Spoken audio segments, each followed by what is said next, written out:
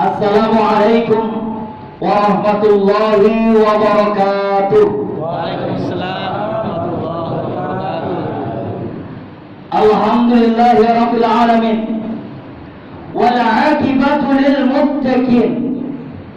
Wala 'udwana illa 'alal zalimin. Asyhadu an la ilaha illallah al-malikul haqqul mubin. Wa asyhadu anna Muhammadan abduhu wa rasuluhu sadiqul wa'dil amin. Allahumma salli ala Muhammadin wa ala ali Muhammad kama sallaita ala Ibrahim wa ala ali Ibrahim wa barik ala Muhammadin wa ala ali Muhammad kama barakta ala Ibrahim wa ala ali Ibrahim fil alamin innaka Hamidum Majid. فيا عباد الله الحاضرين أوصيني وإياكم بتقوى الله فقد فاز المؤمنون المتقون. فقال الله عز وجل أعوذ بالله من الشيطان الرجيم يا أيها الذين آمنوا اتقوا الله وكونوا مع الصادقين وكونوا مع الصادقين وكونوا مع الصادقين. Ittaqillaha haitsuma kunta wa addi sayyi'atal hasanata tamhuha wa khaliqin nasa bi khuluqin hasanin wa ba'd. Alhamdulillah, pertama sekali bersyukur pada Allah Subhanahu wa taala bisa silaturahmi ke Dersok. Kayu apa? Dersok. Ini isinya bocah-bocah Dersok. Biasanya bocah desa ini Dersok. Saya dengar lama ini Dersok ini, tapi baru kali ini masuk Dersok. Ternyata ada sahabat sejak MTS Negeri Karanganyar, Om Daru, ya, tadi sempat transit ke rumah keluarganya, rumah zaujahnya. Walaupun saya tahu sebenarnya sama-sama kayu apa. Beliau itu kayaknya lebih tepatnya dekat Manggis ya.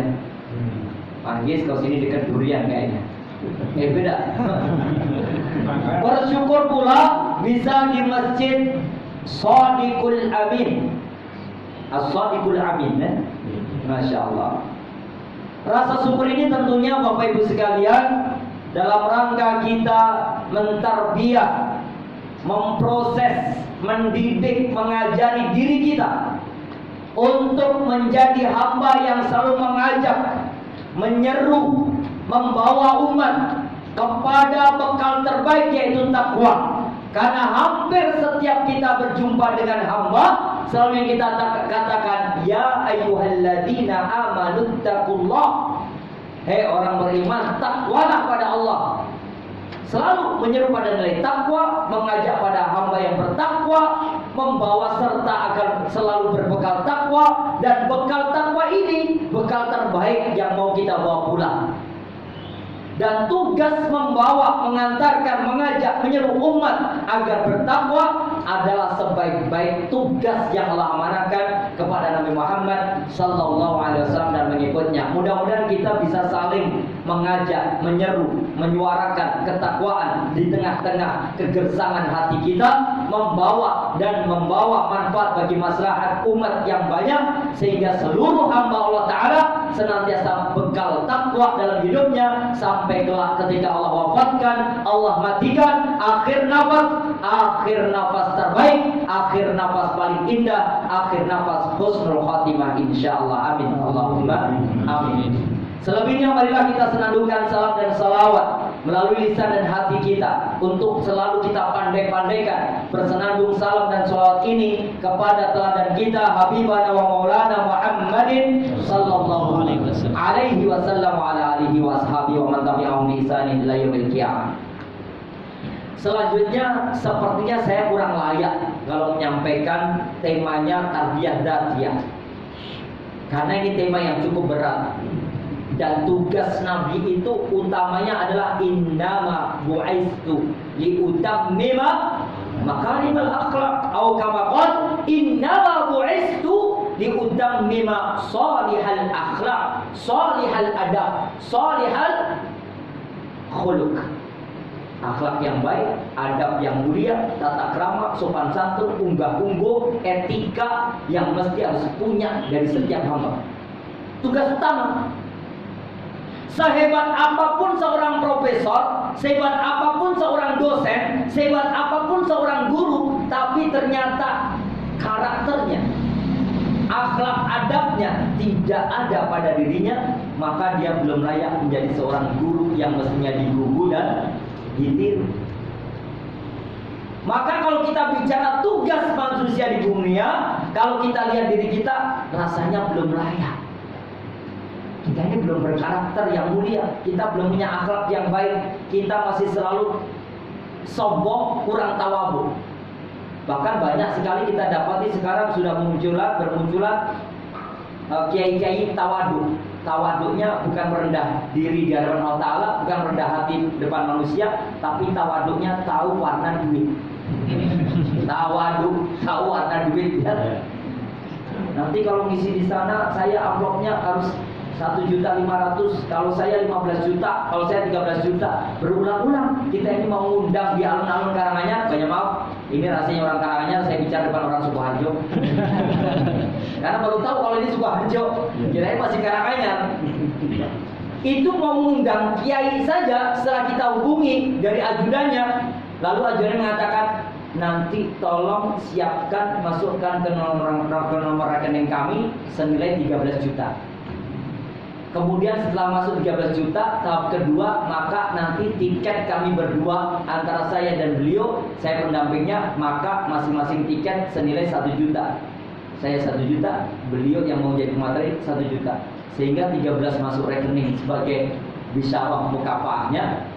Setelah itu 1 juta tiket untuk kiainya, 1 juta ajudannya, 15 juta. Itu baru mengundang 1 kiai. Tawadhu, tahu warna duit. Padahal mestinya tawadhu adalah seorang yang dikatakan takwa, itu dia tawadhu, merendah diri di hadapan Allah Ta'ala, dan dia berendah hati di hadapan manusia. Setiap dia keluar dari rumah, tidak pernah dia pandang orang lain kecuali orang yang dia pandang lebih mulia daripada dirinya di hadapan Allah Ta'ala. Seperti bapak-bapak, seperti para bunda. Islamnya lebih duluan bapak-bapak daripada saya. Jumlah rakaat sholatnya lebih banyak dilakukan bapak-bapak daripada saya. Bakti pada bapak ibunya lebih banyak bapak-bapak daripada saya. Birrul walidain pada orang tuanya lebih banyak ibu-ibu daripada saya. Ini yang dikatakan bahwa kita ini tawadhu. Saya tak seberapa amalan saya. Sedekahnya bapak-bapak sini, karena saya lihat pagar rumahnya dari ujung saya memandang sampai ujung pagar rumah dulu. Ini rumah kok luas kayak gini. Di tempat kami semua sekuplak-kuplak gitu. Ini luas-luas banget. Kemudian saya lihat rumah ini gambarnya pagarnya itu gambar gajah, kayaknya bos gajah. Kata Om Daru, bukan tadi bos sapi. Kenapa gambarnya gajah? Kok nggak sapi aja? Wah, ini ternyata bos sapi, bukan bos gajah. Biasanya kalau bos sapi menjelang Idul Adha kayak gini, ya panen raya. Masya Allah. Mari kita lihat tawadhu. Karena karakter ini yang kita bangun. Sebagaimana Allah sudah firmankan di dalam Quran surat Fussilat, urutan surat yang ke-41 pada ayat yang 33. A'udzubillahi minasyaitonir rajim. Wa man ahsanu qawlan mimman da'a ila Allah. Wa man ahsanu qawlan mimman da'a ila Allah. Coba lihat Pak. Siapa yang paling baik perkataannya di antara manusia ketika dia telah seorang hamba menyeru untuk yuk kita beribadah pada Allah, yuk kita mengajak umat untuk kembali pada Allah, yuk kita pada taat pada syariat Allah, yuk kita mengenal Al-Quran, yuk kita memakmurkan masjid, yuk kita mengajak. Dikatakan di sini ulama sepakat, mufassir di antaranya Ibnu Katsir menyebutkan siapa yang paling mulia itu adalah para dai, para guru, siapapun orang yang mengajak kepada jalan Allah. Mulia Pak. Manusia yang paling mulia itu adalah penyeru kebaikan, pengajak ketaatan, orang yang menyuarakan suara kebenaran, orang yang mengajak sholat 5 waktu berjamaah di masjid, orang yang membacakan huruf demi huruf Al-Quran, orang yang selalu perintahkan pada kebenaran, mencegah kemungkaran. Dan disebutkan oleh mufassir, di antaranya Ibnu Katsir, di antara yang mengajak benar seorang muadzin. Muadzin yang tukang adzan manggil sholat itu kedudukannya mulia di hadapan Allah Ta'ala, yang suaranya itu terdengar dari langit lapis 7. Suara muadzin, Pak. Bahkan nanti ketika ternyata matahari cuma sejengkal, kemudian manusia banyak tenggelam karena dosa-dosanya, keringatnya menetes, matahari cuma sejengkal di alam akhirat, yaitu di padang mahsyar, ternyata banyak orang tenggelam sampai mata kaki, sampai lutut, sampai pinggang, sampai dagu, sampai janggut, sampai tenggelam. Muadzin itu akan dipanjangkan lehernya sepanjang suara dia yang merengking, Ayyalas sholat. Saking panjangnya adzan itu sampai buat leher dia semakin panjang, semakin panjang, semakin panjang. Bahkan suaranya didengar oleh langit lapis 7, makhluk Allah Ta'ala, dan di langit lapis 7 malaikat-malaikat. Muadzin mulia. Maka kalau kita bicara pada Quran surat apa tadi? Fussilat. Urutan surat yang ke berapa tadi? 41. Ayat yang ke lupa lagi. 33. Ya. Pada ayat yang 33, wa man ahsanu qawlan mimman da'a ila Allah wa 'amila shalihan wa qala innani minal muslimin. Suara yang terbaik itu ajakan seruan umat, ya, untuk dibawa pada ketaatan kepada Allah Ta'ala. Maka sebelum mengajak, sebelum menyeru, kita memproses diri kita dulu, memperbaiki hati kita dulu, memproses semua yang kita selimuti pada ruh dan hati kita dulu. Sebagaimana termaktub dalam Quran surat Al-A'raf urutan surat ke-7 pada ayat yang 26. A'udzubillahi minasyaitonir rajim. Ya bani Adam, qad anzalna 'alaikum libas. Hei Bani Adam, anak keturunan manusia. Ayat ini berlaku, Pak, bukan hanya orang bertakwa, bukan hanya orang beriman, bukan hanya berlaku bagi orang soleh, bukan hanya berlaku bagi ahli masjid, bukan hanya berlaku bagi kiai, bukan hanya berlaku bagi nabi dan rasul, bukan. Tapi disebut Allah, ya Bani Adam. Maksudnya semua manusia, mau dia kafir, mau dia mukmin, mau dia Yahudi, mau dia Nasrani, mau dia Hindu, Buddha, Katolik, Protestan, Konghucu, komunis, ya, apalagi agama-agama yang lain tadi, keyakinan-keyakinan yang baik tadi. Ya Bani Adam, wahai semua keturunan Adam, berarti wahai semua manusia, siapapun kalian manusia. Qad anzalna 'alaikum libas, sudah kami turunkan pada kamu pakaian. Yuwari sawatikum warisa, yang dengan pakaian itu menutup aurat kamu, kamu tambah cantik, kamu tambah ayu, kamu tambah tampan, kamu tambah gagah, kamu tambah wibawa. Tapi yang kamu tutup, yang kamu selimuti baru jasad, fisik, badan, tubuh kamu. Coba Pak, kalau nggak ditutupi, mana mungkin saya disebut ustadz kalau saya datang sini pakai kaos polo, pakai topi, pakai celana levis, kemudian saya duduk sini. Nggak ada orang mau manggil ustadz, paling bro, mau kok bro. Tapi karena saya pakai songkok, apalagi songkoknya tulisnya Gen Pejuang Ruki, karena saya dari Ruki, lulusannya. Setelah Ruki saya ke Bandung, kemudian IKIP Bandung 4 tahun, S1, kemudian S2 di Unisba, Register Pendidikan Islam. Setelah itu di Al-Azhar, Kairo Mesir, nggak sampai tuntas karena anak udah lahir nomor 5. Setelah itu akhirnya sampai sekarang saya sempat ke Palestina, ke State of Gaza, ke Turki, ya, kemudian ke Suriah dan negara-negara yang lain. Alhamdulillah baru dapat 9 anak dari 12 yang kami inginkan. Amanahnya baru 9 ternyata. Padahal pengennya 12. Belum bisa-bisa sampai sekarang. Saya masih punya hutang 3 buat istri saya, biar lengkap 12. Dan ternyata 3 itu nanti insya Allah 30 Juni 2023 anak saya pertama, kedua, ketiga nikah bareng.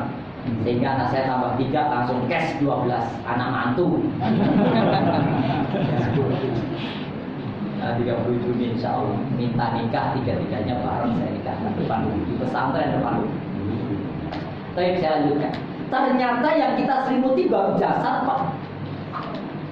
Ternyata yang kita tutupi baru badan, baru fisik, belum menyelimuti hati, belum nutupi ruh, belum pakaikan pakaian pada hati dan ruh kita. Maka Allah sebutkan, setelah kamu pakai pakaian itu, kamu jadi bagus, tambah indah, tambah ganteng, tambah cakep.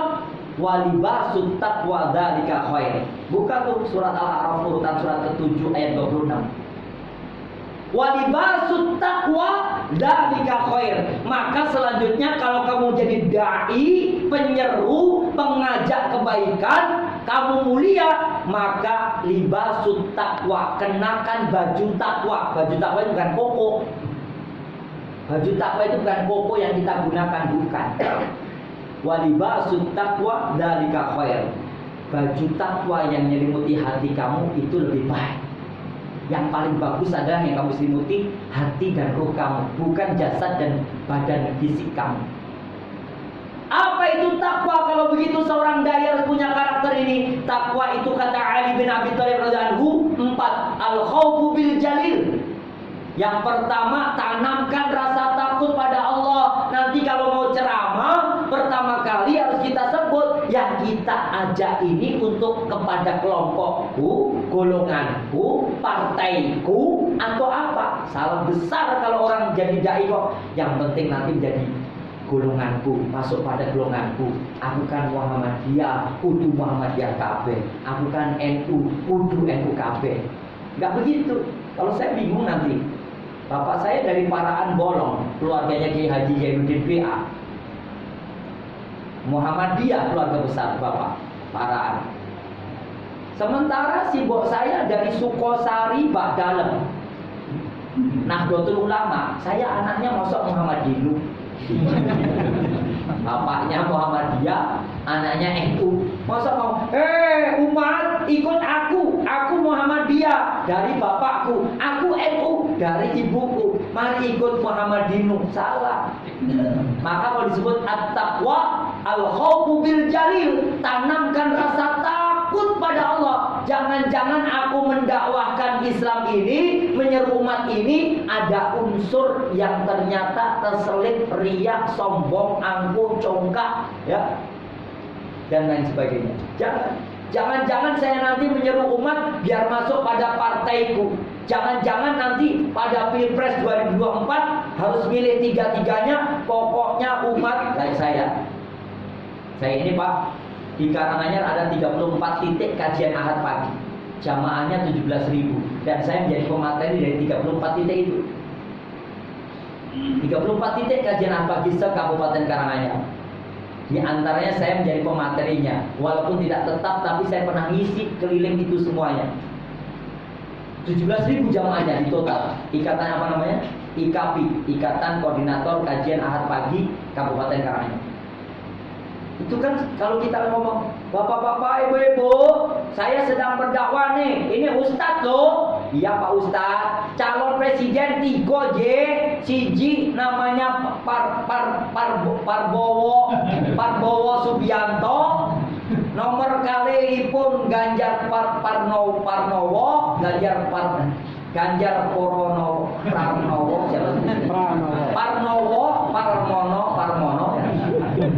atau siapa gitu? Pranowo. 3 Anies Baswedan. Silakan Bapak Ibu sesuai dengan suara hatinya. Saya cuma tahu saja satu aja, ikut pulang dia nggak boleh.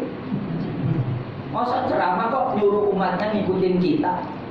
Ikutin Allah, ad-da'wah ilallah. Kita bawa umat pada Allah karena kita tanamkan pada umat al-khaufu bil jalil. Wahai kalian manusia, tanamkan rasa takut pada Allah.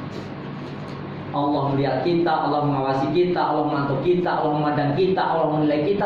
Allah selalu membersamai kita. Tidak ada sama sekali yang terlupakan, yang terlenakan, terlalaikan. Semuanya dalam pantauan Allah. Maka orang yang takwa itu ketika dia menyeru pada umat, dia punya karakter takut pada Allah SWT. Lebih takut dari segala-galanya. Ini yang pertama. Mau dimanapun. Saya sudah mengisi semua Pak. Alhamdulillah. Dari Pulau W yang ada di Sabang, Aceh sana, Pulau W, Sabang sana, kilometer 0, saya pijakkan kaki dalam rangka dakwah saya. Dan yang namanya Merauke, ujung paling timur, itu sudah saya sampai. Ayat-ayat Allah Ta'ala. Alhamdulillah, dari Sabang Merauke sudah saya injakkan kaki, beberapa negara juga saya injakkan kaki. Untuk apa? Bukan agar umat kepada saya, tapi kepada Allah. Biar umat selalu ingat Allah. Kalau ingat Allah, maknanya berarti yang kita usung, kita bawa tidak boleh keluar dari Al-Quran. Karena inilah way of life, panduan hidup yang selalu harus kita bersanding dengannya, yang bisa kita harus bahasa bersanding dengan ayat Al-Quran. Dan inilah karakter utamanya ketika Ummul Mukminin Aisyah radhiyallahu anha ditanya oleh para sahabat, ya Ummul Mukminin Aisyah, fa kaifa kana akhlaqu nabiyina Muhammadin sallallahu alaihi wasallam. Hei Aisyah, ibunya orang beriman, istri Nabi, sesungguhnya akhlaknya Nabi sehari itu kayak apa? Qalat, Aisyah menjawab dalam perkataannya, kana khuluquhu Quran. Akhlaknya Nabi itu Al-Quran. Maka seorang dai mubalik pertama kali akhlaknya sesuaikan dengan Al-Quran. Belum sesuai Al-Quran gak boleh menyampaikan. Bukan gak boleh, kurang dalam kemuliaannya dia menyandang sebagai seorang penyeru kebaikan. Bukan gak boleh. Satu ayat baru kita hafal pun boleh. Saya tugas di Maluku, Pak, Maluku Utara. Ini rasa takut pada Allah yang luar biasa. Anak-anak Maluku itu ketika diminta ceramah, ya, usia mereka kelas 2 SMA atau disebutnya sebagai kelas 11. Itu kalau ceramah, anak Maluku, Assalamualaikum warahmatullahi wabarakatuh. Saudara-saudara, ikra, ikra, ikra. Saya langsung, kok ikra? Seingat saya kalau di Solo, simbok saya ini kalau setiap jikono ikra, lo godong nang kone rontok kabeh. Ini anak Maluku, ikra, ikra, ikra, bacalah, ikro bro. Orang sana susah jadi kalau bilang ikro, ikra, waladhalin, waladhalin. Ya, Bismillahirrahmanirrahim. Alhamdulillah Rabbil Alamin. Itu susah semuanya. Baru menyampaikan ikra saja sudah tertanam rasa takut kepada Allah. Lihatlah wahai umat, bacalah ikra apa yang terjadi di lautan, ikra apa yang terjadi di pegunungan, ikra apa yang terjadi dengan umat manusia di kota-kota, ikra bacalah apa yang terjadi dengan pelajar-pelajar SMA, ikra bacalah pergaulan anak-anak SMP, ikra bacalah. Mereka sudah takutnya luar biasa. Baru menyampaikan ikra, belum bismi rabbikal ladzi khalaq. Kenapa takut? Jangan-jangan nanti umat seperti saya kelas 2 SMA atau kelas 11 ini, jangan-jangan nanti pergaulan bebas, jangan-jangan konsumsi narkoba, jangan-jangan dibujuk rayu dan jatuh pada zina, jangan-jangan khamr nanti menjadi minuman sehari-harinya, jangan-jangan rasa takutnya anak-anak sana luar biasa. Maka al-khawfu bil jalil, seorang dai, seorang mubalik pertama kali menanamkan dalam hatinya, menyelimuti hati dan ruhnya al-khawfu bil jalil. Nilai takwa itu tertanam rasa takut pada Allah Subhanahu wa taala. Bukan takut pada yang lainnya, takut itu pada Allah saja. Ustaz, bagaimana cara menanamkan takut pada Allah Ta'ala itu? Ya ketika kita beramal, berbuat sesuatu, kita merasa dipantau Allah, dilihat Allah, dinilai Allah, dihargai Allah. Terus, dimanapun kita berada. Sehingga yang tertanam adalah kita beramal penuh dengan kendali Allah. Kita ternyata lagi putur Pak Ustaz, susah menanamkan rasa takutnya, susah. Maka kembali pada Al-Quran, baca lagi huruf demi huruf dengan Al-Quran. Ala bidzikrillah tatmainnul qulub. Dengan baca zikir pada Allah, yaitu baca ayat Al-Quran, hati kita jadi tenang, gak gusar, gak gundah gulana, gak galau, gak sulit. Semuanya akan menjadi mudah selagi kita tertanam rasa takut pada Allah Ta'ala. Itu yang pertama. Yang kedua, ternyata seorang mubalik menanamkan ketakwaan dalam tarbiyah datiyah dia harus wal qana wal amalu bitanzil. Yang kedua, kata Ali bin Abi Thalib, orang bertakwa itu mubalik yang baik, penyeru, pendakwah, dai itu kalau menyampaikan sesuatu wal amalu bitanzil, amalan hidup sehari-hari, tingkah laku sehari-hari selalu harus dikembalikan pada Al-Quran dan Sunnah Nabi Muhammad Sallallahu Alaihi Wasallam. Wal amal bitanzil, jangan pernah lepas dari Al-Quran dan Sunnah Nabi. Ini sudah sesuai dengan sunnah atau belum? Cara berpakaian, mau berdakwah, bagaimana kita ini memperbaiki diri? Oh, ternyata kalau ceramah pakainya songkok, pakainya sorban, pakainya jubah, pakainya sarung, pakainya baju koko. Oh, ini udah layak dianggap sebagai seorang mubaligh, seorang dai. Tapi kalau sekali lagi kita pakai topi, kaosnya oblong, celananya levis, kemudian pakai sepatunya sepatu cat, sepatu tali, bisa jadi mau ceramah pun belum tentu akan dinilai sebagai seorang dai. Walaupun sekarang saya lihat nih, mulai dai-dai muda ini pakai topi, kadang imami tanpa songkok, karena suaranya bagus, ya bacanya keren, bahkan bersanad, lalu imami tarawih ternyata cuma pakai jubah tanpa songkok, tanpa imamah, tanpa sorban, dia santai aja, padahal rambutnya belah tengah kayak artis Korea, ya. Kadang-kadang pakai hem yang dibledek, kaosnya kelihatan.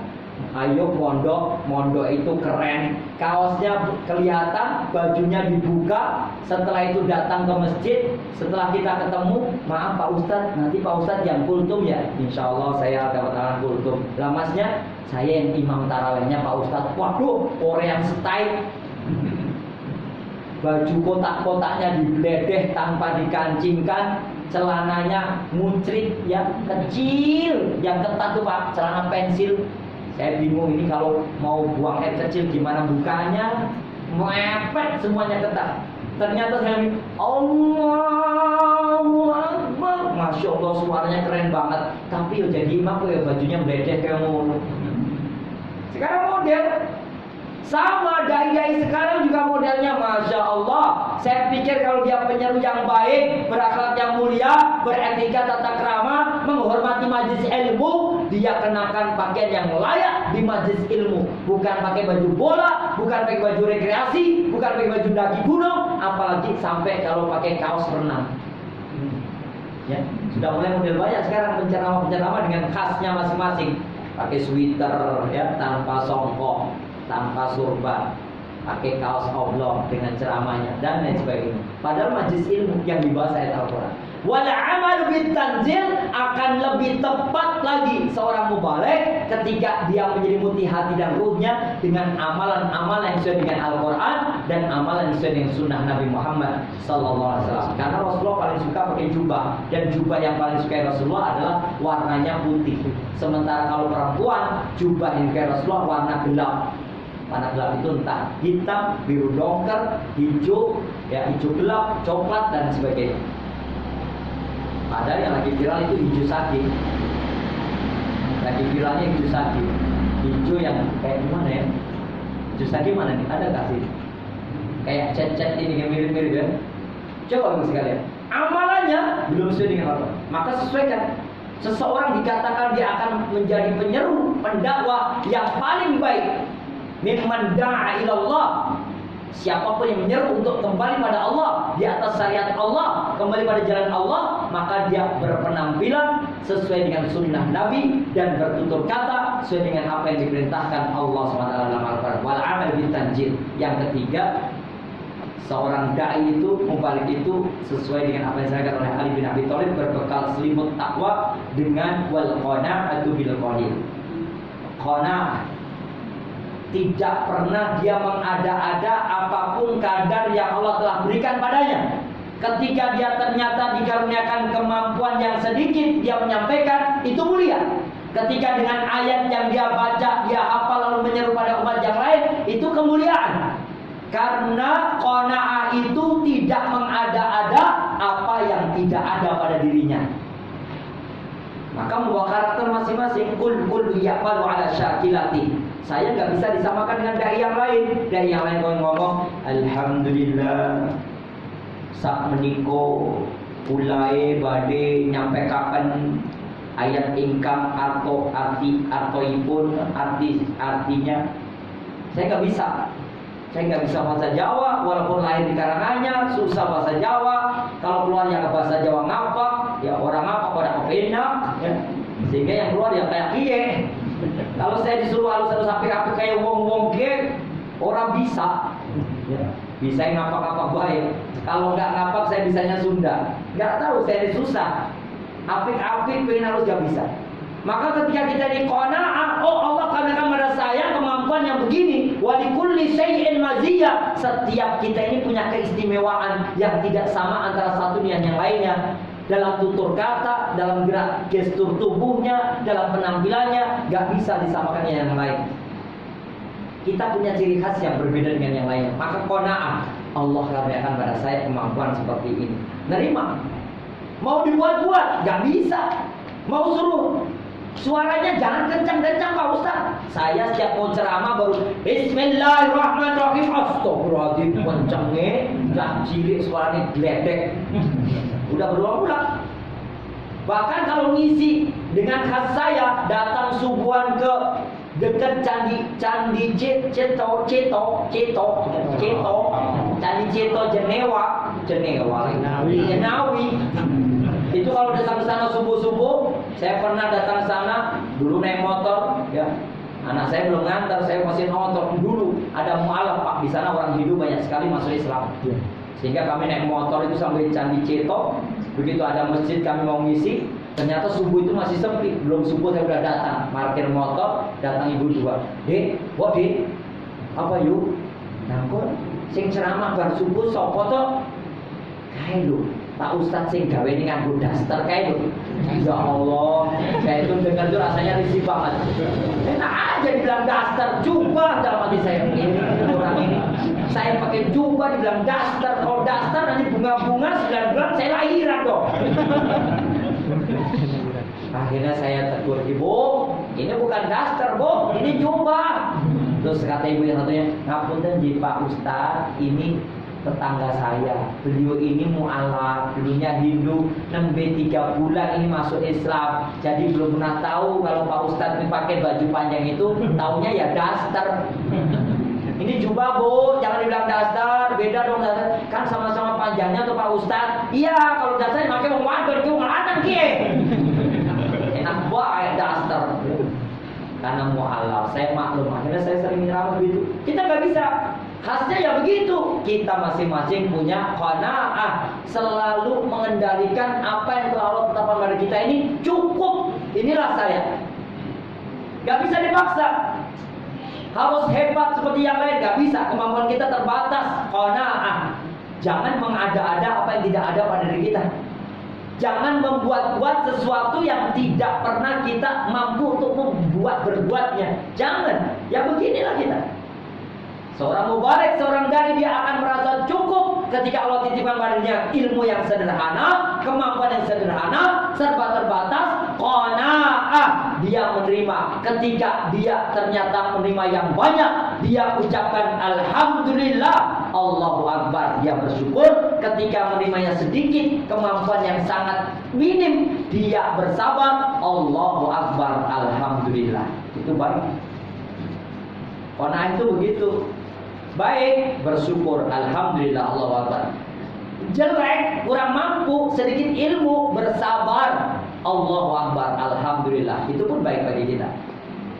Maka qanaah, jangan paksakan. Apalagi tadi disebutkan, insya Allah akan ada ujian untuk khutbah Jumat. Bagus. Tapi ya jangan dipaksakan apa yang tidak kita mampu. Karena Allah sudah menitipkan, menganugerahkan pada kita kemampuan yang kita mampu. La yukallifullahu nafsan illa wus'aha. Allah tidak akan membebani sesuatu yang kita tidak mampu untuk menanggungnya. Ya sudah, kita mampu. Ustaz pernah ngisi depan bupati? Pernah. Ustaz pernah ngisi depan gubernur? Lo pernah. Kita kan di Temsar UNS, kita berangkat di Palu, kita berangkat di Lombok, kita berangkat di Lumajang, kita berangkat di Cianjur. Itu bukan depan gubernur lagi. Ada menteri-menteri, ada wakil presiden, Kiai siapa? Yang pendiam itu, Kiai Amin Maruf Amin, Kiai Maruf Amin. Kita biasa. Kenapa? Memang kemampuan kita ternyata dibebani Allah Ta'ala untuk seperti itu. Kalau nggak mampu, ya kita katakan maaf saya belum mampu. Kalau ternyata dirasa kita mampu, ya kita dengan mampu itu alhamdulillah, Allahu Akbar. Nggak mampu, Allahu Akbar, alhamdulillah saya bersabar. Qanaah. Ya. Karakter yang keempat adalah yakin. Oh, Ali bin Abi Thalib menyebutkan apa tadi? Al-khawfu bil jalil wal amal bil tanjil wal qana'atu bil qalil wal isti'dad liyaumir rakhil. Yang keempat adalah mempersiapkan diri menyambut kematian dengan amal yang best of the best. Amal yang paling istimewa yang kita miliki apa? Bapak Ibu sekalian, amal yang paling istimewa kita ini apa? Menyeru umat pada kebaikan, mengajak umat kepada ketaatan pada Allah SWT, membawa masyarakat untuk memakmurkan rumah Allah, yaitu masjid-masjid yang ada di sekitar kita, mengajak anak-anak kita mengenali huruf-huruf Al-Quran dalam sekolah-sekolah yang di dalamnya diajarkan Al-Quran. Bapak Ibu perlu tahu bahwa setiap Al-Quran ini hurufnya ada 1.027.000 huruf, kata Imam Syafi'i rahimahullah. Dan setiap hurufnya membuat pahala dapat pada kita 10 pahala kebaikan setiap hurufnya. Di luar bulan Ramadan 100 pahala kebaikan. Sehingga Allah menyebutkan dalam Quran surat Toha urutan surat 20 ayat 124 sampai 126, A'udzubillahi minasyaitonir rajim. Wa man a'rada 'an dzikri fa inna lahu ma'isyatan dhanka wa nahsuruhu yaumal qiyamati a'ma. Barang siapa yang berpaling dari Al-Qur'an, sungguh akan mendapati kehidupan yang sempit. Wa nahsuruhu yaumal qiyamati a'ma, dan nanti di akhirat dia akan dibangkitkan matanya dalam keadaan buta. Qala rabbi lima hasatani a'ma wa qad kuntu basira. 125 dari Quran surat Toha urutan surat 20. Duh Gusti Allah, kenapa engkau bangkitkan di akhirat mataku dalam keadaan buta? Bukankah aku di dunia bisa melihat? Wa qad kuntu basira. Qala, Allah menjawab dalam firman-Nya, kadzalika idza atatka ayatuna fanasita. Dulu di dunia kamu enggak mau menyuarakan Al-Qur'an. Dulu di dunia keluarga kamu nggak ada yang cinta Al-Quran. Dulu di dunia anak-anak kamu nggak mau menghafal huruf demi huruf Al-Quran. Dulu di dunia keluarga kamu cuek pada Al-Quran. Wa kadzalika yaumul qiyamah, di akhirat aku cuekin kamu.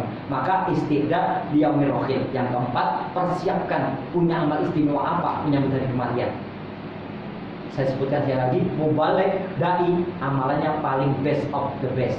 Gak jadi mubaligh, gak jadi dai, gak pernah menyeru pada kebaikan, amalnya jadi bedes of bedes. Iya, kalau ada kemungkaran dia diam, ada kezaliman dia diam, ada kejahatan dia diam, ada miras di depan mata dia diam, ada orang mabuk dia diam, ada orang mencuri dia diam, semua kemungkaran, semua kejahatan, semua kezaliman dia diam. Syaitanul akhras, kata Nabi, dia disebut sebagai setan bisu yang tidak mau berteriak lantang dengan kebenaran, yang membiarkan kezaliman, yang membiarkan keburukan, yang membiarkan kemaksiatan di depan matanya. Naudzubillah. Setan bisu, kita bukan setan bisu, maka ingatkan dalam kebaikan. Nabi menyebutkan, innallaha ta'ala, sesungguhnya Allah Subhanahu wa taala, wa malaikatahu, malaikat-malaikat seluruhnya. Ada berapa malaikat, Pak? Hah? Bu, malaikat ada berapa, Bu? Banyak. Namanya yang kita kenali 10, jumlahnya nggak terhingga. Jumlahnya banyak. Yang awal saya Munkar Nakir, Raqib Atid. Yang awal bapak-bapak Raqib Atid, semuanya ada. Kalikan semua jumlah manusia, setiap manusia dikawal Raqib Atid. Yang meninggal tadi sore di makam sudah ditunggu Munkar Nakir. Setiap yang meninggal ada Munkar Nakirnya. Yang menjaga surga ada malaikat ridwan. Pintu surga berlapis-lapis. Yang menjaga neraka malaikat Malik. Pintu neraka banyak. Coba jumlah malaikat tidak terhingga. Ternyata Nabi menyebutkan innallaha ta'ala, sesungguhnya Allah Subhanahu wa taala, wa malaikatahu, seluruh malaikat-malaikatnya, wa ahlus samawat, seluruh penduduk langit, wa ahlul ard, seluruh penduduk bumi. Siapa penduduk langit? Malaikat. Siapa penduduk langit? Planet-planet, makhluknya Allah taala di langit. Langit aja habis 7. Belum nanti ada Mars, Pluto, ya, Saturnus, Neptunus, Uranus, Mars, dan lain sebagainya. Itu jumlahnya banyak, tata surya yang melingkari miliaran. Wa ahlul ard, seluruh penduduk bumi. Bukan hanya manusia penduduk bumi itu, ada hewan. Hewan pun jumlahnya banyak. Semut namanya, jumlahnya semut banyak. Ikan namanya, hewan aja dong, banyak sekali. Tambah tumbuh-tumbuhan. Allah Ta'ala, seluruh malaikatnya, seluruh penduduk langit, seluruh penduduk bumi. Wa hatta namla fi hujriha, sampai semut yang di dalam istana bawah tanahnya. Wahatal hut, ikan paus, ikan hiu yang di dasar lautan. Ngapain mereka? La yusallun. Ada lamun takhir di sini. La yusallun, akan senantiasa terus menerus berselawat, bersenandung selawat, memohonkan ampun, memohonkan maaf kepada siapa? Ala muallimin nas al khair, kepada manusia yang mau mengajak kebaikan kepada manusia yang lain. Diselawati Allah, malaikatnya, seluruh penduduk langit, seluruh penduduk bumi, semut yang di dalam tanah, ikan paus, ikan hiu dasar lautan, semuanya akan bersenandung selawat, melantunkan permohonan maaf bagi siapa? Ala muallimin nas al khair, kepada mubalik, kepada dai, kepada orang yang mengajak kepada kebenaran bagi orang-orang yang ada sekitarnya. Masya Allah. Inilah mulianya seorang dai. Maka karakternya harus 5. Dia punya karakter 5. Kalau tadi adalah karakter yang memiliki ruh dan hatinya dengan takwa, sekarang kita buat aplikasi karakternya harus diterapkan sebagai seorang dai, penyeru, mubalik, ya. Dimanapun dia berada adalah dai, penyampai kebenaran. Ustaz, saya nggak setenar Ustaz Ade Hidayat, Ustaz Abdus Somad, Ustaz Hanan Attaqi, Ustaz yang masih viral-viral yang banyak jumlahnya, Umar Bita, bukan. Ya, kita dai sesuai dengan kafaah yang telah anugerahkan pada kita, sesuai dengan kemampuan yang telah Allah anugerahkan pada kita masing-masing. Kita semua dai. Ustaz, saya seorang ayah, kepala rumah tangga, dai, mengajak anaknya kepada kebaikan, mengajak istrinya kepada jalan kesolehan, biar istrinya solihah. Ustaz, saya kepala RT namanya, mengajak masyarakat RT-nya untuk selalu kembali pada Allah dalam ketaatan. Ustaz, saya hanya seorang bapak biasa saja, cuma tinggal bersama istri dan 1 anak saya. Ya itulah, kita dai dengan keluarga kecil kita. Bahkan untuk diri kita sendiri pun, kullukum ra'in wa kullukum mas'ulun an ra'iyati. Setiap kalian adalah penggembala dan kalian akan diminta pertanggungjawaban atas gembalaan apa yang telah kamu gembala, termasuk diri sendiri.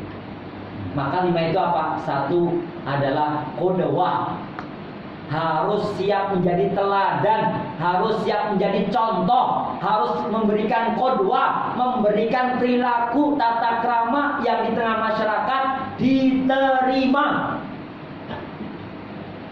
Bagaimana bisa terima Pak Ustadz? Apakah mengikuti gaya adat istiadat masyarakat setempat? Seorang dai harus bisa menyelaraskan, dia berperilaku baik sesuai dengan sunnah Nabi dan apa yang diperintahkan Allah Ta'ala dalam Al-Quran, lalu tanpa menyampingkan adat istiadat setempat.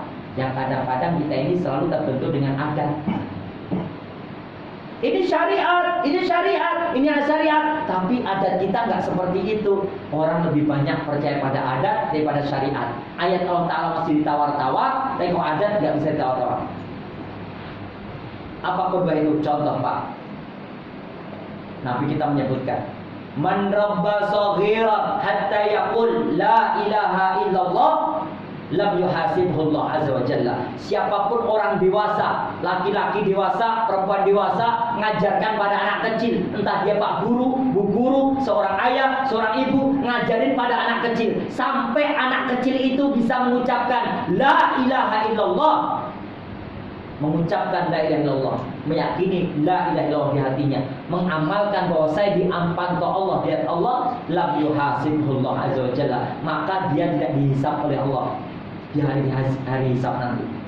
Gara-gara mengajarkan kalimat tauhid la ilaha illallah. Lihat tuh, sejak nama Nabi Adam sampai Nabi Muhammad, Nabi Adam alaihissalam sampai Muhammad sallallahu alaihi wasallam, yang diajarkan cuma kalimat tauhid tok, Pak. Sejak zaman wali sampai para santri yang diajarkan cuma kalimat tauhid. Sunan Kalijaga ngajarkan kalimat tauhid. Ketika kumpul depan Masjid Agung Demak, dikumpulkan masyarakat Demak, ada bonang. Tahu bonang Bapak Ibu sekalian? Yang warna kuning melendung-melendung. Tahu kan? Yang dipukul kalau ada wayangan itu. Dikumpulkan masyarakat Demak. Masyarakat Demak Bintoro, kumpul. Sopo tau kae? Oh, Kanjeng Sunan Kalijogo sedang ngumpulin masyarakat Demak Bintoro untuk kumpul semuanya. Lalu kumpullah orang-orang yang dari sawah, yang dari ladang, yang dari pasar, dari toko, semuanya kumpul di depan Masjid Agung Demak alun-alun. Apa kata beliau? Tong tong tong, tong tong tong tong tong tong tong tong tong tong tong tong tong tong tong tong. Ngopo toh? Arep tau berdua nih ngono wae. Ternyata belum. Masyarakat Demak, coba dengarkan baik-baik. Sebenarnya bahasa Jawa saya nggak bisa nirukannya. Dengarkan baik-baik apa yang saya ucapkan, nanti diikuti ye Sunan. Dong dong dong la ilaha illallah Muhammad Rasulullah. Monggo bapak ingkang wonten buri diikuti ye la ilaha ta'ala la ilaha ta'ala kuping saliwang suruh bilang la ilaha illallah malah lencong lewat. Itu orang Jawa diajari kalimat tauhid qudwah, sudah nyontohin sampai dipraktekin, tetap aja orang Jawa dengannya tak lencong. Padahal la ilaha illallah Muhammad Rasulullah. Kenapa jadinya tak lencong? Bahkan ketika Sunan Kalijaga nyontohin untuk selalu yang baik, beliau megang tokoh wayang namanya Punakawan. Beliau katakan, sanseungi sansong rapa sesongko istamir khairon fatruk mabago. Tokoh Punakawan Pak, Sunan Kalijaga bilangnya istamir khairon fatruk mabago. Orang Jawa dengar Semar dan Gareng, Petruk dan Bagong, saliwang kupingnya. Coba, apa kata Sunan Kalijaga? Istamir khairan, lanjutkan yang baik-baik. Fatruk mabago, tinggalkan yang sia-sia. Nasihatnya begitu bagusnya, mengucapkan begitu kerennya, orang Jawa dengarnya Semar dan Gareng, Petruk dan Bagong. Sama ketika di depan Masjid Agung Solo itu setahun sekali ada peristiwa syahadatain. Agar orang Solo bisa mengucapkan dua kalimat syahadat, asyhadu alla ilaha illallah wa asyhadu anna rasulullah. Kenapa orang Solo dari sekaten? Padahal syahadatain. Lagi-lagi pendengarannya saliwang. Kopok kupingnya. Hak krungu. Padahal mestinya syahadatain biar orang Solo bisa bersahadat. Sama raja bagi-bagi makanan karena nggak bisa bagi satu-satu. Banyak mau saya berdiri. Mestinya satu-satu. Raja bilang afan, afan, afan. Wong Solo apem, apem. Padahal afan, afan, afan. Masuk Masjid Agung, ghafuro. Siapapun masuk ke situ biar dapat ampunan dosa-dosa. Ghafuro. Kanjeng Sunan nyontohi masuk masjid, masuk ghafuro biar dapat ampunan. Sholat di masjid, orang sini bilangnya ghafuro. Banyak hal. Sama di Sunan Muria di Kudus. Sunan Muria datang ke Kudus bulan puasa Ramadan menjelang bukan puasa. Ternyata pada asar ibu-ibu masak-masak. Yang dimasak labu warna oranye. Labu warna oranye. Yang biasa dimasak ibu-ibu kalau mau buka puasa labu warna oranye. Yang bijinya dimakan kuacik namanya. Dipotong-potong, dimasukin parutan kelapa santan, gula merah, kemudian daun pandan, ya, bawang merah masukkan, dikasih vanili, sudah adzan maghrib. Allahu Akbar, Allahu Akbar. Oh, dan adzan maghrib nih. Kata orang Demak sama orang Kudus, Sunan, silahkan, mari dinikmati. Ini kolaknya, ini namanya apa nih? Labu warna oranye. Nah itu Sunan Muria ngambil warnanya oranye. Subhanallah. Qala wallah. Qala wallah. Qala wallah. Dia berkata demi Allah, demi Allah. Orang sana nyebutnya qala wallah. Coba. Ini cerita asli Pak. Saya mendapatkan dari keturunan dari Amangkurat IV, Kerajaan Pajang Kartasura. kami dikumpulkan tokoh kiai dan ulama, itu dikumpulkan, beliau cerita dulu sebenarnya itu awal mulanya Sunan Muria menyebutkan qala wallah, dia bersumpah demi Allah makan ini enak banget, ini apa? Orang Demak bilang qala walong, padahal qala wallah, jadi qala walong. Ini orang Jawa ini aneh-aneh kan. Maka qudwah, ngasih contoh yang pertama. Gak bisa dong mau ngajak orang, bapak-bapak, ibu-ibu, mari kita laksanakan sholat tahajud, karena tahajud bagian yang penting. Allah sangat dekat. Wa idza sa'alaka ibadi anni fa inni qarib ujibu da'watad da'i idza da'an. Bahwa Allah di waktu-waktu menjelang subuh, Allah sangat dekat dengan seorang hamba, akan menjawab seluruh permohonan dan minta doa. Maka sholat tahajudlah, dia sendiri menjadi mubarak kalau menjelang subuh. Gak bisa, gak nyontohin. Kalau nyuruh orang tahajud, kita nyontin tahajud dulu. Kalau nyuruh ngapal Quran, kita hafal Quran dulu. Kalau nyuruh kebaikan, kita berbuat baik dulu. Pak Ustadz, kita nyontohin kalau orang mati, mosok mati dulu. Menyampaikan materi apa Pak Ustadz? Tentang kematian. Kalau itu Pak Ustadz contohin mati dulu dong. Lo aja, gue kagak. Coba terjadi kayak gitu Pak. Kan enggak. Maksudnya sampaikan, walaupun kita ini ternyata baru bisa mencontoh yang sedikit. Akhlaknya diperhatikan, qudwah, menjadi teladan, menjadi contoh di depan umat. Ya, kita teriak-teriak sesuatu yang tidak bisa kita kerjakan, jangan sampaikan dulu. Menyampaikan sesuatu yang kita mampu, kayak anak Ambon yang contohkan, hanya bisa ikra, bacalah tentang laut, ikra, bacalah tentang gunung, ikra apa yang terjadi di kota-kota, ikra apa yang dilakukan anak-anak SMP dalam pergaulan bebasnya, ikra ya, apa yang terjadi di kemarin di Sungai Cemani, Sukoharjo, apa itu mutilasi, ditemukan kaki, ditemukan kepala, ditemukan badan, ditemukan ngeri tercecer-cecer di Sungai Cemani, Sukoharjo itu. Belum lama lagi tadi hari di Bengawan Solo, seorang ditemukan jenazah dalam keadaan terlumpuk di Bengawan Solo. Terjadi Pak, sering sekali seperti itu. Ketika kita menyampaikan seperti itu, mengajak perbaikan, Bapak Ibu dijaga putra putrinya dari pergaulan bebas, mengajak kepada kebaikan baik. Kalau sekolah nanti berangkat jam berapa, pulang seberapa, dia berteman dengan siapa, WA-an dengan siapa, chattingan dengan siapa, dikontrol Pak, dicek. Dengan gitu akhirnya kita memberikan teladan yang baik pada diri kita. Dan warisan terbaik itu Pak adalah akhlak yang baik. Mana ala walidun waladahu afdal min adabin hasanin. Tidak ada warisan yang paling baik yang akan awariskan orang tua pada anaknya kecuali kebaikan itu adalah warisan akhlak yang mulia ayah dan bundanya. Tidak ada warisan itu, bukan harta benda, bukan status sosial, bukan jabatan. Warisan terbaik itu adalah akhlak yang baik dari bapaknya, akhlak yang mulia dari ibunya. Itu warisan terbaik kata Nabi. Maka ada qudwah, mencontohi teladan kan akhlak yang baik. Yang kedua, ada 5 tadi saya sebutkan. Sudah 1 jam ya.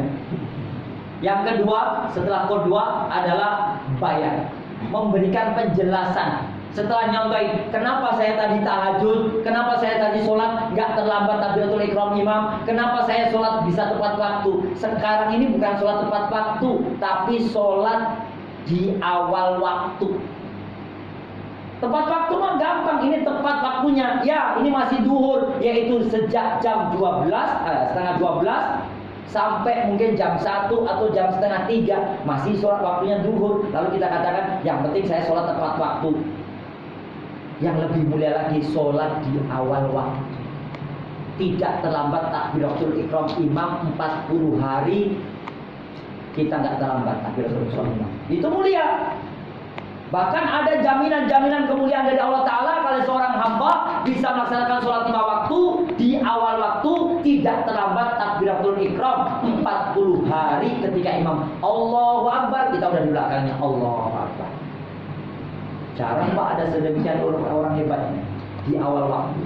Itu qudwah. Yang kedua, menjelaskan kenapa saya sholat di awal waktu, kenapa saya sedekah, kenapa Idul Adha nanti saya berkorban. Oh, ternyata berkorban itu untuk nama satu hewan namanya domba, pahalanya untuk seluruh anggota keluarga. Oh, ternyata kalau seekor sapi 7 orang itu pahalanya bukan hanya yang menyerahkan uang 3.500.000 per orangnya kali 7, sehingga beli lembu, beli sapi. tapi pahalanya untuk semua anggota keluarga, bahkan terhitung setiap bulu-bulunya bagian dari pahala dan penggugur dosa. Hitung sekarang bulu sapi yang disembelih berapa banyak? Cuma jelasin dulu Bapak Ibu sekalian, kalau nggak terlambat besok itu hari Jumat, siapa yang bisa sholat Jumat menempati saf pertama, maka dia layak mendapatkan ontak pahalanya. Dan ontak merah itu harganya 43 miliar. Belum pernah tahu Pak ontak merah? Belum. Bukan ontak biasa. Ontak biasa mungkin kalau haji umrah tahu. Saya melihat ontak merah itu harganya 43 miliar. Masih ada Pak Ustadz? Jarang. Tapi masih ada. Jarang. Kalau di Solo namanya Kiai Slamet Kebubule. Yang saya waktu ngisi di Lumajang ditanya, maaf Pak Kiai, pertama gini, maaf Mas, nanti malam yang mau ngisi tabligh akbar itu Mas yang mana yang katanya dari UNS? Saya Pak. Oh sampean Mas? Iya Pak saya. Sampean itu belum bisa ngisi, kata Pak Camat itu bisa ngisi kalau sampean punya gelar haji. Alhamdulillah Pak, 9798 saya haji. Oh, sampun haji. Sudah berarti haji Sambil Asrori. Maaf Pak, ternyata kata Pak Camat kalau nggak ada titel, karena Bapak dari UNS harus ada titelnya. Bapak ada titelnya? Nggak ada Pak. Saya S1-nya Bahasa Indonesia dan Sastra, S2-nya Majelis Pendidikan Islam. Oh berarti haji Sambil Asrori SPD MPDI. Iya. Nanti tak matur Pak Camat. Balik lagi, maaf Pak, ternyata syarat untuk tabligh akbar karena yang hadir itu 700 dan Pak Camat Kersorawo kalau sampean punya pondok pesantren, sampean punya enggak? Saya alhamdulillah 5 pesantren Jawa Barat, 4 di Karanganyar, 1 di Jawa Timur. Oh sampean Kiai? Saya alhamdulillah punya pesantren. Tertulis Kiai Haji Samsudin Asrori SPD MPD. Temen saya ngomong, Pak, tolong Pak Camat biar tahu, karena beliau ini pernah di Al Azhar Kairo Mesir. Sampai Al Azhar Kairo Mesir Mas? Iya. Kalau gitu Pak Yai, saya cantumkan LCJ, terserah lo. Bisa tulis. Jadi fotokopi undangan itu Pak Kiai Haji Samsudin Asrori SPD MPD LC. Padahal LC-nya lulusan Cirebon. Nah saya di Al Azhar Kairo nggak sampai selesai, nggak 4 tahun. Saya nggak sampai 4 tahun, bukan LC saya. Memang saya dari Cirebon. Tinggalnya maksudnya, aslinya Karanganyar lagi. Lalu teman saya bilang gini, tuh bukannya putra putri sampean 9 itu yang 4 sudah hafal Quran? Alhamdulillah. Oh hafal Quran toh Pak Yai? Alhamdulillah. Saya tahun 97-98 itu ngapal di Demak. Saya selesaikan 6 bulan 30 juz, sekali dulu 15 juz, sekali dulu 15 juz. Saya setorkan kepada Kiai. Alhamdulillah bisa saya selesaikan.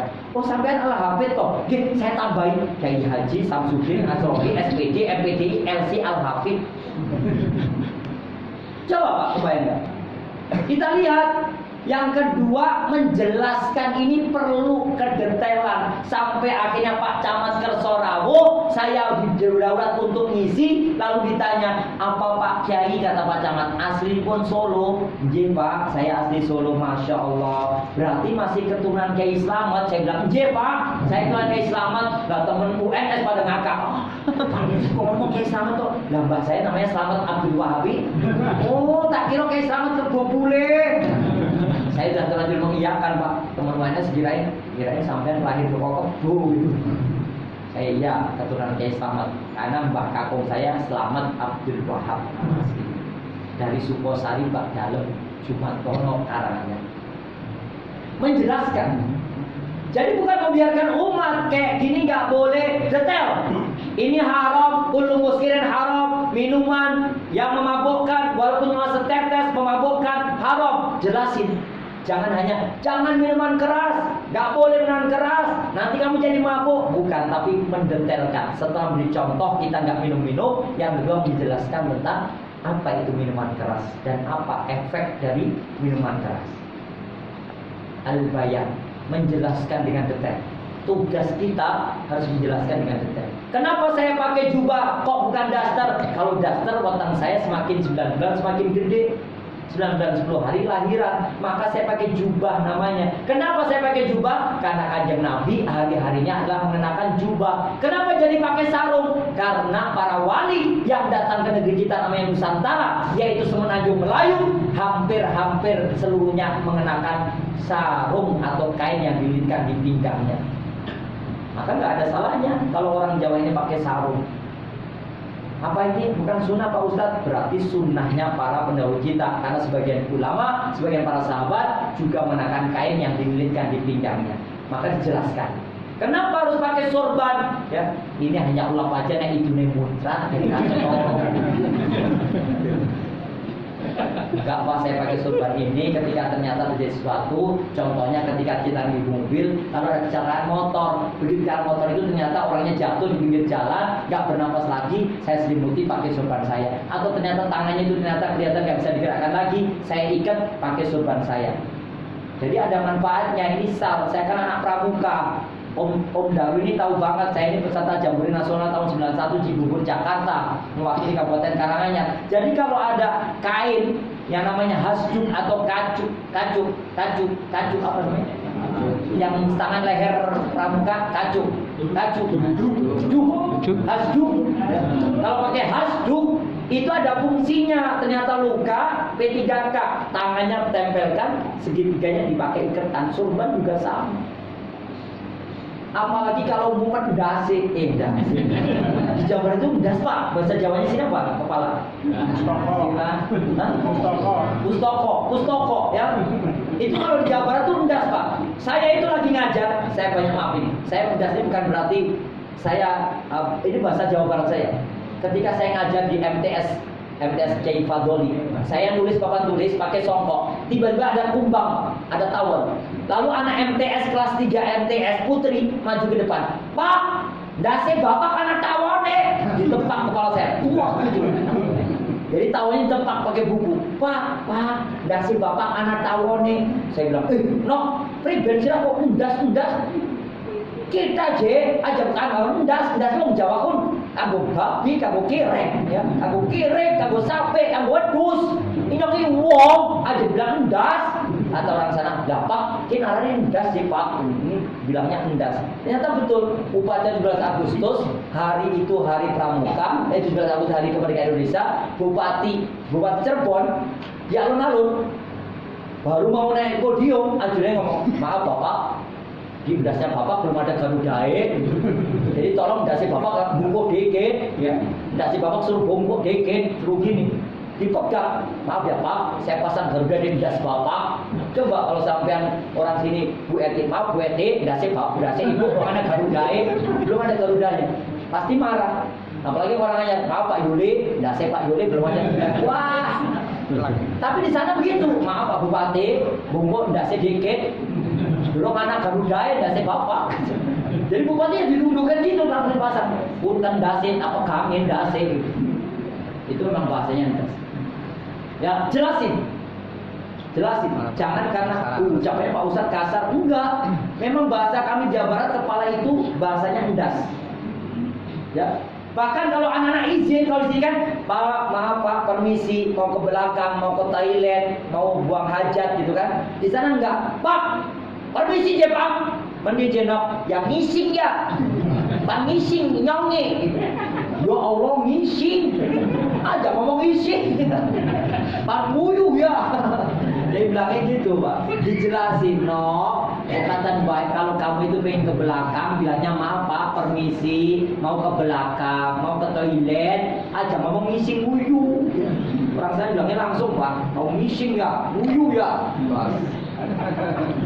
Itu losdol tanpa kontrol. Bahkan ketika itu ayah, kalau ada ketut ayah pentut baunya baca kaki ya sama kira anak batangnya kan watangnya main cerat apa gitu depan gurunya gitu, gurunya ketutnya Pak Guru main cerat ya langsung apa ada anak sini bilang berani gitu nggak berani, anak saya langsung baru kentut aromanya ini Pak Guru main cerat ya aja main cerat kalau sih Pak apakah Bapak pernah lolos pun main cerat langsung ngeri Pak. Jelasin pada mereka. Nah, kalian pada Pak Guru yang sopan, yang hormat, gak boleh begitu diingatkan. Maaf Pak, aromanya tidak enak. Bagaimana kek? Maaf Pak, kalau buang kentutnya di belakang saja, di luar saja. Diajarin, kami ajarin anak-anak. Karena memang kadang-kadang seorang dai, penyeru, guru, mubalek, dai, ustadz harus mengajarkan dan menjelaskan. Setelah beri contoh, menjelaskan. Yang ketiga adalah apa tadi? Kedua, bayan amar. Yang ketiga baru beri perintah, baru nyuruh. Selanjutnya tolong ya bapak-bapak, sudah saya contohi sholat, sudah saya jelaskan tentang fadilah sholat. Selanjutnya tolong ya bapak ibu sekalian untuk bisa mengerjakan sholat. Menyuruh, boleh menyuruh setelah nyontohin, boleh nyontohin setelah itu memberikan penjelasan baru nyuruh. Jangan pernah menyuruh, jangan pernah mengajak, jangan pernah sebelum kita nyontohin, sebelum kita menjelaskan. Ya.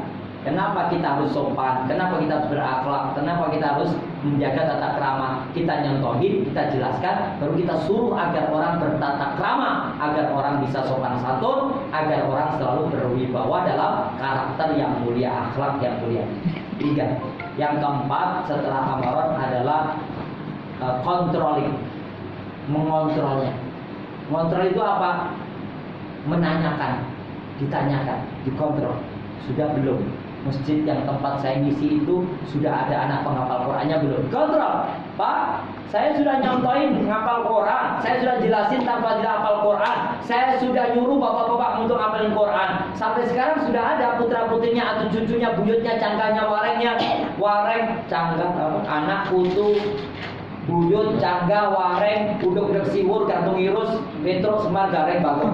Ya urutan anak itu sudah ada belum anak turunnya ngapal Quran? Derek Pak, kontrol lagi, cek lagi, datangin lagi, dikontrol. Jangan dibiarkan umat ini tanpa kontrol dari orang-orang yang berbuat baik. 4. Yang kelima adalah evaluasi atau muhasabah. Setiap apapun seorang dai, mubaligh, kiai harus bermuhasabah, terutama muhasabah diri. Saya ini sudah layak betul belum? Saya ini sudah pantas belum? Mari kita pantaskan diri menjadi laki-laki soleh. Mari kita pantaskan diri menjadi wanita solihah. Memantas dengan muhasabah. Oh, saya belum pantas. Maka saya katakan di awal tadi, sebenarnya saya belum layak, belum pantas untuk menyampaikan ini.